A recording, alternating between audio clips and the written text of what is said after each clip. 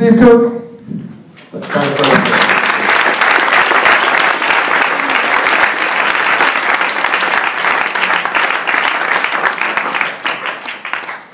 Totally the price is right with this thing. I love it.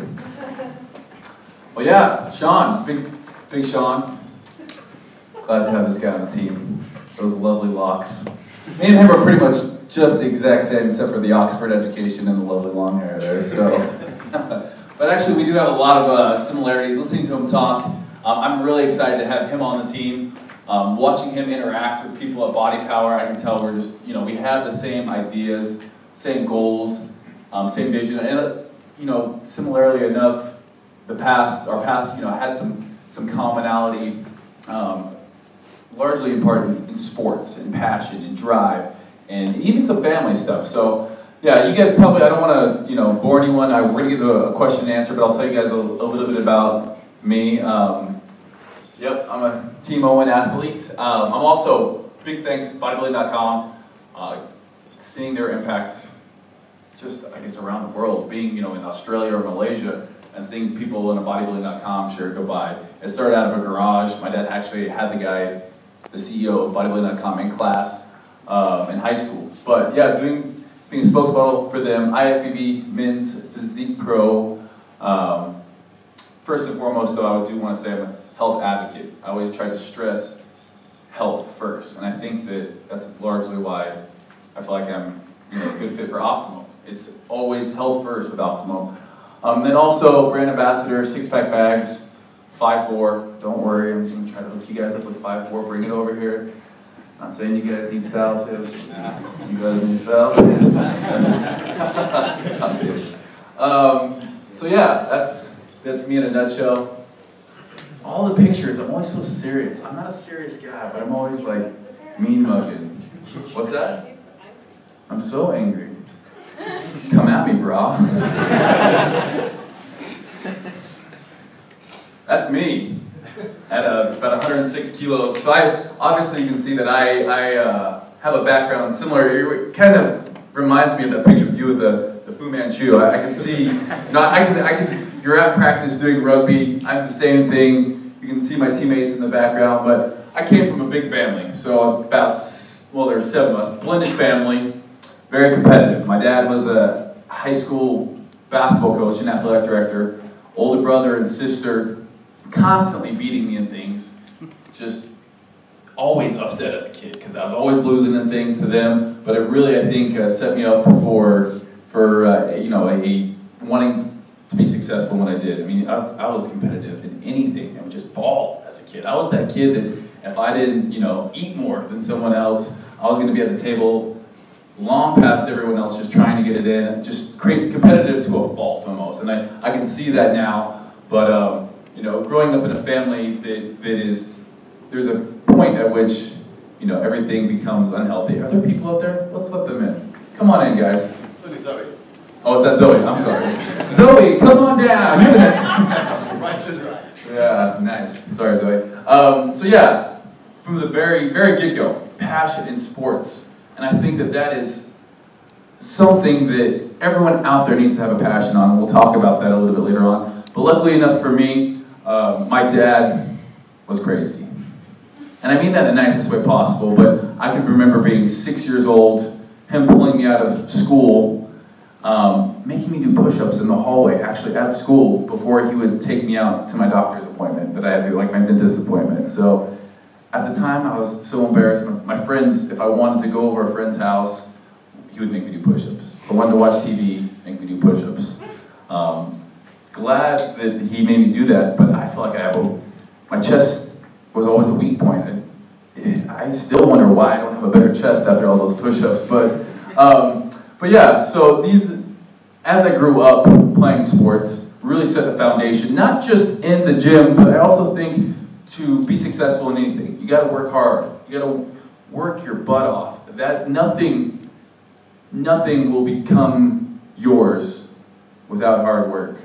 And I think that is key in anything that you do. Obviously, nothing works if you don't. And really can't stress enough how hard Sean works, how hard everybody on Team Optimum works. the people, there's a commonality, I think, in successful people that they're willing to just do whatever it takes. You find a way. That's kind of in the gym, you know, no matter what it takes, you're going to find a way. You're going to get up early. You're going to, now I don't get to the gym before the guy who owns the gym typically because my gym is 24 hours, so I don't know how exactly that would work, but you're going to do whatever it takes. And that is, you know, there's no compromising. And obviously with Optimum Nutrition, that's one of our slogans, you know, it's true strength. And those true strength moments, we all have them in life.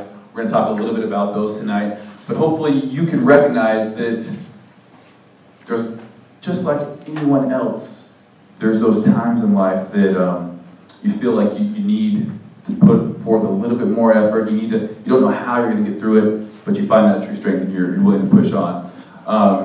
So for me, yeah, I grew up playing American football, baseball, basketball, did it all. Did not go to boarding school, although sometimes I felt like it was a boarding school where I was at. My dad was super strict. But it really, I think, kind of gave me the blueprint in how I wanted to, sports it is, gave me the blueprint on how to be successful. And I think that's, you know, essential. As I got older, I went off to college, earned a full, and our college is like university, earned a full ride scholarship to play football. Played outside linebacker. Like I said, got to about 240 pounds, 112 kilos. Yeah, gains. Gains. But ate whatever I wanted. Never been, you know, big on diet. Just loved working out. From the time I entered the gym, there was that electricity. I can remember my older brother, who was a basketball player.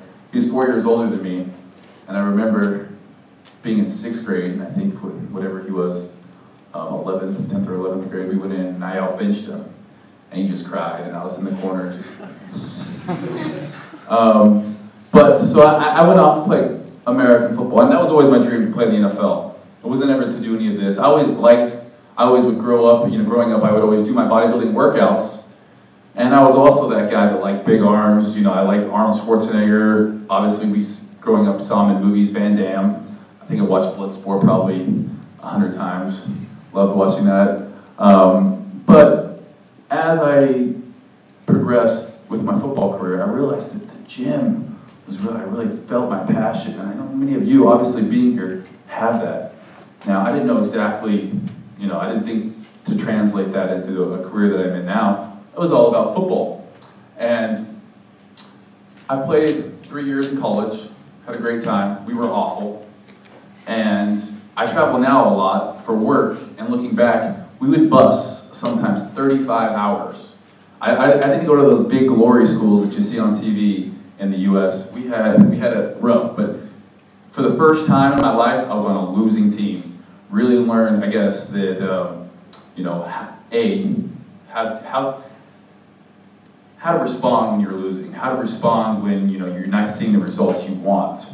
And it is a team sport, and how to really interact with other people and build other people up as well. You know, we had awful seasons the first 2 seasons I was there. The last one, we managed a 4-5 record, and that was a big deal. That was a little silver lining in a rough college career. But after bodybuilding, after football, I got married young. In the States, sometimes, well, in some areas, I think it's popular. Got married really young. I don't recommend any of you guys doing that, but what happened is I got done playing football, and it was always my identity. I didn't end up making the NFL. Had a couple tryouts with the teams. Wasn't in the plan for me. So I was married at the time. Wife had a good job, moving back to Boise, Idaho. She was a nurse, working with doctors. I was working at a restaurant, didn't have my career finished, didn't have a path I was on. Kind of just a train wreck. You know, you lose your identity sometimes if you grow up playing sports, and that's all you're known as. Especially in the U.S., you think football. You see, how many people have seen Varsity Blues in here? Homework tonight. Homework tonight. But yeah, you have this identity, and then all of a sudden it's gone, and you're really left with this what now? And I was in that moment.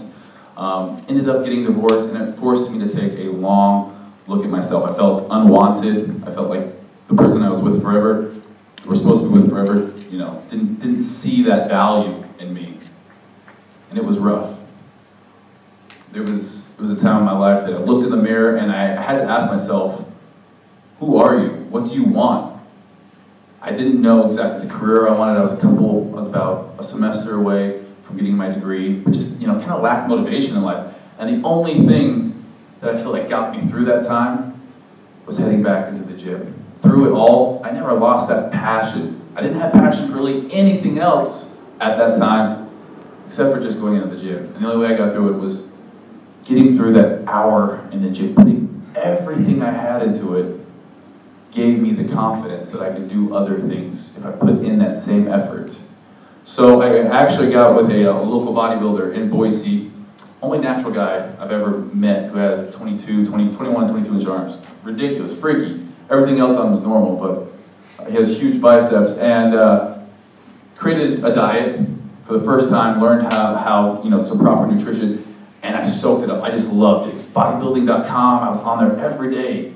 I was reading the bodybuilding encyclopedia.